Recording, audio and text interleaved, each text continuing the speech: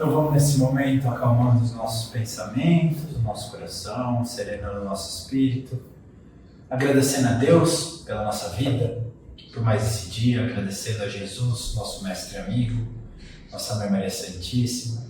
Possam eles direcionar as suas vibrações de amor e de luz sobre essa casa, sobre cada um que aqui se encontra e aqueles que não tiveram oportunidade de aqui estar nessa noite de hoje.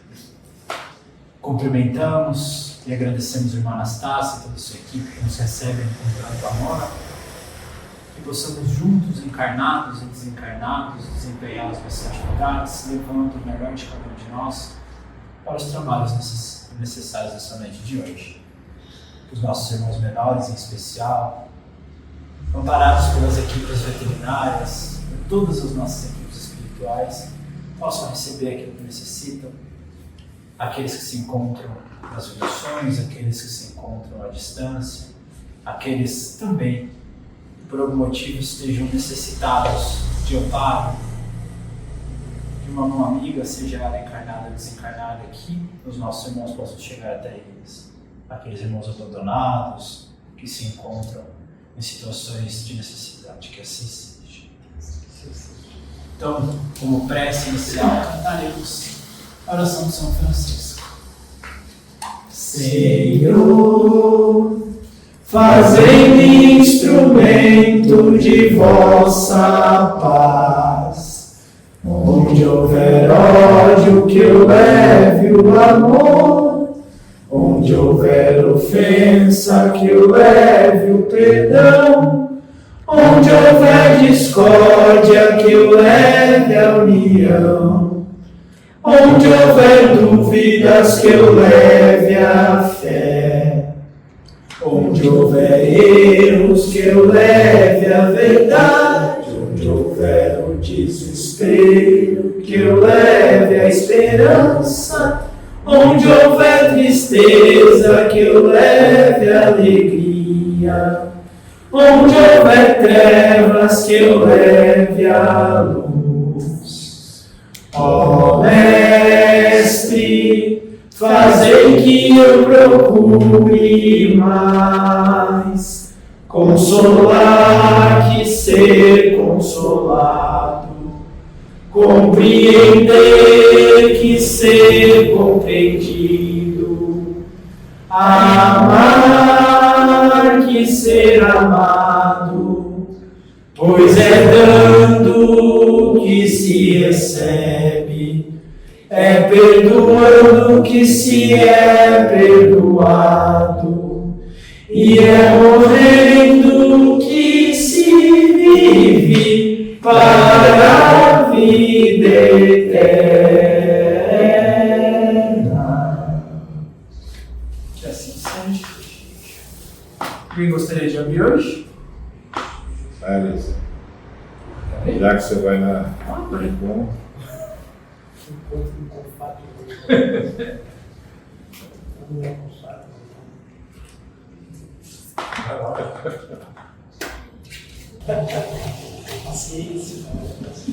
Então hoje é o capítulo 13, que a vossa mão esquerda não saiba o que dá a vossa mão direita. Fazer o bem sem ostentação. Guardai-vos de fazer vossas boas ações diante dos homens, para ser vistos por eles.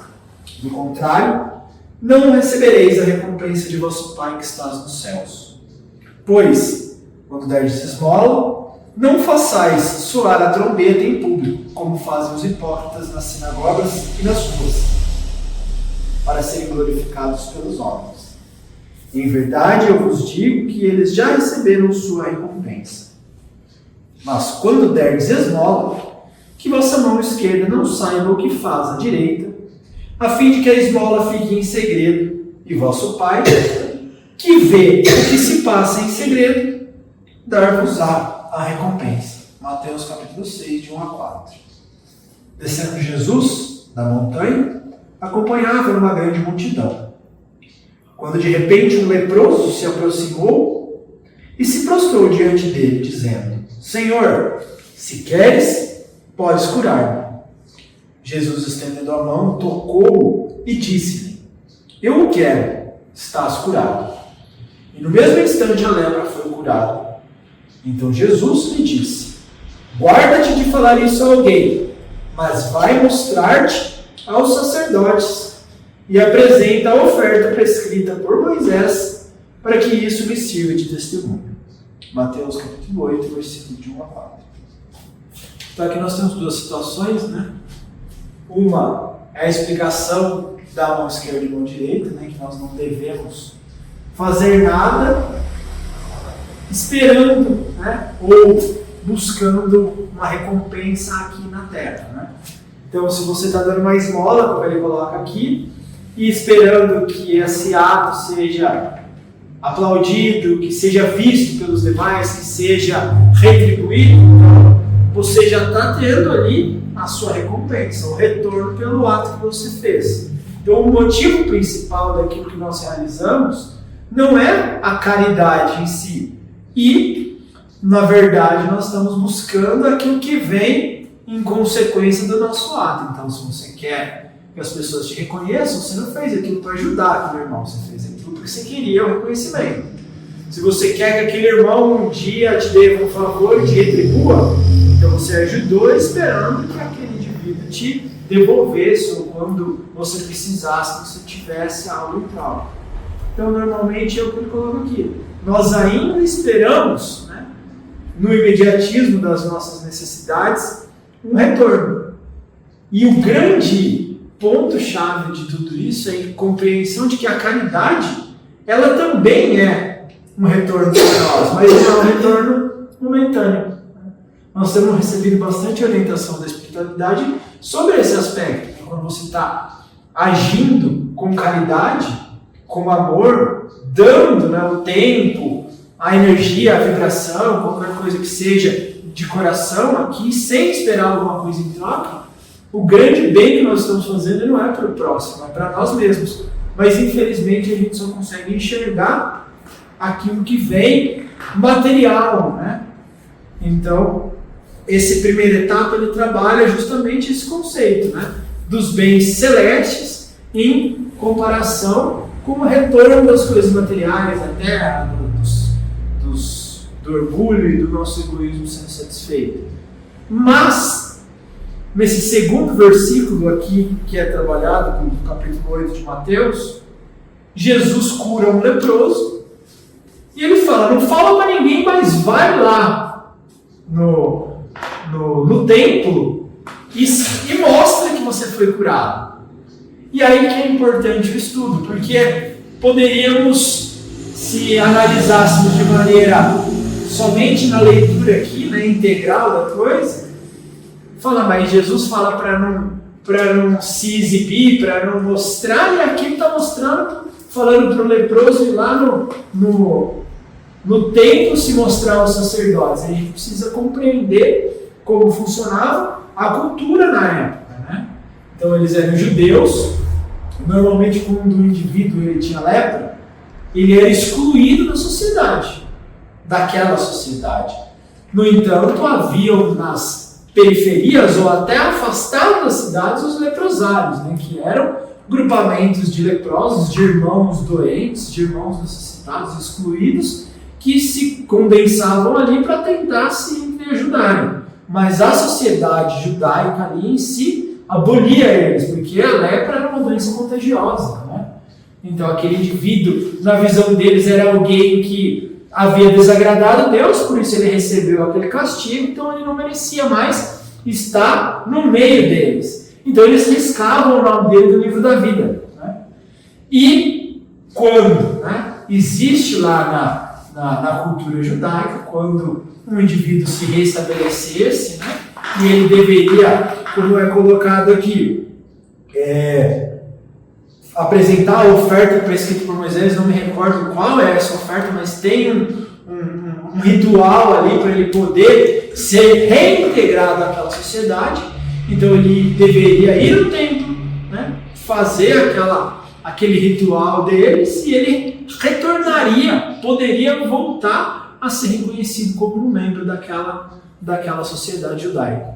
Então Jesus não estava naquele momento querendo que o seu trabalho, que o seu feito ali fosse reconhecido. E sim, né, não sai falando para os outros, mas vai lá e mostra para quem você tem que mostrar, porque isso vai ser necessário para você poder se reintegrar na sociedade, né? Então, por isso que Jesus pede para eles irem lá e se mostrarem no templo. Então, os Espíritos trazem para nós, né, as explicações a respeito desse assunto, dizendo que fazer o bem sem ostentação. O que é ostentar? Hoje tem o funk ostentação, né? O que é isso? Ostentação é dinheiro, né? É poder, é você estar na regalia das coisas materiais. Exposição, né? Se expor, se colocar no centro das atenções. Então essa é a ostentação. Eu posso, estou gastando, eu estou fazendo. Então esse é um sentido da ostentação. Mas ele fala, o bem sem ostentar, o bem sem se mostrar, o bem sem fazer ele virar o foco, né? Porque se você está fazendo uma ação, a ação por si só deveria ser o grande feito. O auxílio prestado a um irmão deveria ser o foco da atenção e não você se mostrar realizando aquilo, porque daí você está se colocando na posição de centro da situação, né? Então ele coloca aqui, fazer o bem sem aparecer, né, sem se ostentar, é um grande mérito, é o que dá realmente a recompensa espiritual para aquele que a executa, né?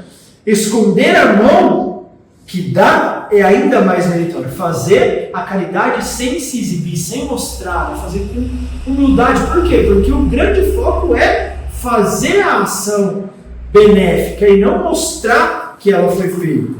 É o sinal incontestável de uma grande superioridade moral. Olha que importante, quem consegue realizar isso é quem já tem um entendimento moral mais avançado. Pois, para ver as coisas mais alto que o vulgar, para conseguir enxergar as coisas de um patamar, de um lugar onde a grande maioria ainda não consegue, que é uma visão espiritual, que é uma visão de vida, de espíritos imortais que somos, né? É preciso fazer abstração da vida presente e identificar-se com a vida futura. A gente coloca vida presente e vida futura no sentido de vida agora de encarnado e vida futura no sentido de uma vida espiritual, mas vida é somente uma, né? Nós temos uma vida, mas se a gente pensa só na matéria, só no agora, só no prazer momentâneo, é a vida como é colocada aqui, a vida presente. E a vida futura seria a consequência dessa encarnação que nós estamos tendo, né? Que é o balancete daquilo que nós fizemos durante a nossa estadia aqui na matéria, né? Então, é preciso, numa palavra, colocar-se acima da humanidade encarnada, né? Para renunciar à satisfação proporcionada pelo testemunho dos homens e esperar a aprovação de Deus. Acho que já dá para a gente parar a leitura e finalizando esse conceito, né? O que ele coloca? É entender realmente qual é a essência, o verdadeiro sentido da nossa vida. E aí, quando compreendemos que estamos aqui na Terra com o intuito de crescer, de evoluir, de se desenvolver, e esse desenvolvimento, ele tem a parte intelectual, né? Mas o grande ponto que vai nos fazer grandes realmente perante Deus é o nosso desenvolvimento moral. Então, se a gente se melhorar, se nos transformarmos, se irmos lapidando os nossos sentimentos, que é justamente através da caridade e do amor, nós conseguiremos realizar o objetivo de aqui estarmos.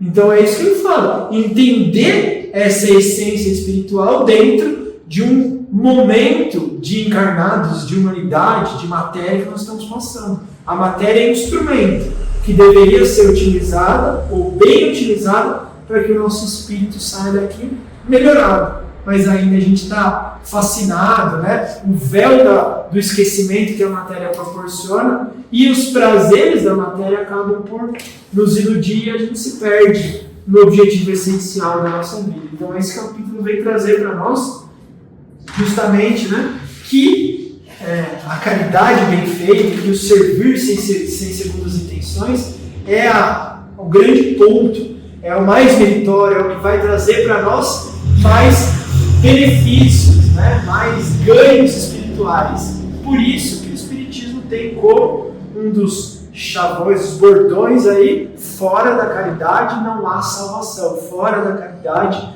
não há evolução, fora da caridade não há crescimento, fora da caridade nós não vamos atingir o objetivo essencial do espírito, que é o seu desenvolvimento. Alguém quer trazer alguma coisa? Algum ponto que seja importante? A gente precisa pensar que a gente tem que ser vários, né? Que as pessoas são diferenciais na vida do outro. Então, não usar isso que a gente tem, né? Tem muitos que tem muita coisa assim para dar para o outro. Então, não usar isso do benefício próprio, claro, que foi colocado aí. Mas a gente fazendo a nossa atitude que vai mudar muita coisa, né? A gente pensando em grandes situações que o mundo passou, né? Falando do material, situações que hoje a gente tem o benefício de ter, né? Uma luz, energia, né? Uma água encanada. Quem que proporcionou isso? Ninguém lembra. A gente nem lembra quem que foi que fez isso. Quem colocou isso em produção para a gente, né? Contribuições. Só coisas que vieram essenciais na vida. Então, para a gente ver que não adianta você querer ser e mostrar que você fez isso agora, porque vai sumir no tempo. Né? Já começa por aí, já vai desaparecer no tempo. E depois a gente pensa nisso, né? O que ficou? O que é, né? Então é muito interessante. E o que a gente leva? Então, esse é o ponto-chave. O que a gente leva de tudo isso? Nossa, eu tive todos os aplausos. Beleza, você levou os aplausos ou você levou a caridade? Os aplausos vão ficar aqui. Bateu palma, inflou o ego, mas ficou aqui pela terra, né? Agora, se a gente tivesse feito aquilo por amor, esse seria o patrimônio verdadeiro. Isso iria com a gente, né? Em forma de bênçãos, em forma de crescimento moral, em forma de entendimento. Isso que você falou, né? Que é a função, que é a essência, é servir o outro, né? E não confundir aqueles, porque a gente vê hoje muita sustentação, né? Por causa de rede social. Mas a gente não pode confundir aqueles que lutam pela causa, que eles precisam da mídia. Sim. E tem muita gente que confunde ele quando ele vai lá pedir, que ele vai lá, né, mostrar o trabalho, né, brigar pelo trabalho que ele está fazendo, achando que ele está querendo ser mais que alguém. Não. Tem muitos que estão brigando mesmo na cara tapa para mostrar, eu quero que você venha ver o que eu faço. Sim. Né? Entra comigo nisso aqui, né? Mas não, aí tem muita coisa que foge também do certo. Eu, de vez em quando toco esse assunto, uma coisa que me marca, uma vez um amigo chegou para mim e falou assim, olha, eu fui fazer uma doação de sangue, e ele é influente nas redes sociais, ele gosta de postar o trabalho, ele é atleta e tal, e aí ele chegou e falou, putz, o que você acha, Augusto? Vieram me criticar porque eu fui doar sangue e eu postei. Você acha que eu fiz errado? Eu falei, depende, né? Depende da sua intenção. Qual foi a sua intenção? Você postou no intuito de despertar as pessoas para realizar um ato que às vezes é esquecido e você estava ali relembrando as pessoas que têm saúde, que têm condições de fazer uma doação, pode ajudar os demais, né? Ou você fez aquilo ali que você queria aparecer? Aí vai depender do seu intuito, né? Então aquele que está engajado numa causa e faz aquela divulgação querendo, né, com que engajar mais pessoas numa boa causa, é louvável, né? Vão ter aqueles que vão criticar, olha, ele fica fazendo, não, mas se você tiver a essência de compreender que você está fazendo aquilo pelo bem, né, geral, ótimo, faz sua parte e deixa os outros falarem, né? Então eu acho que realmente sempre naquilo que a gente vai fazer depende de qual a nossa intenção. Mas isso aqui não é a intenção da boca para fora, é a intenção verdadeira lá de dentro, do fundinho do nosso coração. Porque o próprio Evangelho fala, tem aquelas pessoas que fazem a caridade, escondem a mão, mas no finalzinho deixam um dedinho aparecer. Eu falei, eu não mostrei, mas você acabou vendo, né? Ai, fiz sem querer, mas não era para mostrar, mas já que você viu, né? Mas no fundo ela queria ser vista. Então não é aquela que realmente quer, né? A divulgação para um sentido bom, né? No sentido de caridade mesmo. Então acho que nesse trouxe, né? Vai ter uma campanha de doação de agasalho. Vamos lá, tem que divulgar, olha, doe seu agasalho, eu doe o meu. E a crítica vai ser a favor e contra em tudo. E deixa a crítica, desde que Você você deixa deixa. que você falou, que você estando com a sua consciência tranquila, deixa a Show de crítica. Cada um tome a sua atitude e tome a sua decisão no parecer que quiser. Né? E aí que vai levar esse parecer é o que você está dentro de você. Então, tá tudo certo. Né? E é esse interior que Deus sonda, né? Que traz as consequências. É a intenção lá de dentro, né? Certo? Você que abriu. O que você acha do assunto? Está praticando bem sem ostentação? Que bom. Então, continue assim. Então, agradecemos nesse momento pelas vibrações, pelo amparo que tivemos até esse momento. Vamos passar pelos nossos passos, pelas nossas vibrações, não nos esquecendo dos nossos irmãos que estão acompanhando pelo canal do YouTube, os irmãozinhos menores que se encontram nas nossas vibrações, nos nossos tratamentos à distância, que possam eles serem visitados pela espiritualidade amiga, recebendo os cuidados, os medicamentos, todo o amparo necessário em seus lares, junto de seus tutores e nas suas dificuldades. Então cada um seja visitado pela espiritualidade amiga. Pedimos então a permissão para encerrar essa etapa do nosso trabalho e passar para os nossos passos. Que assim seja, graças a Deus e graças a Jesus.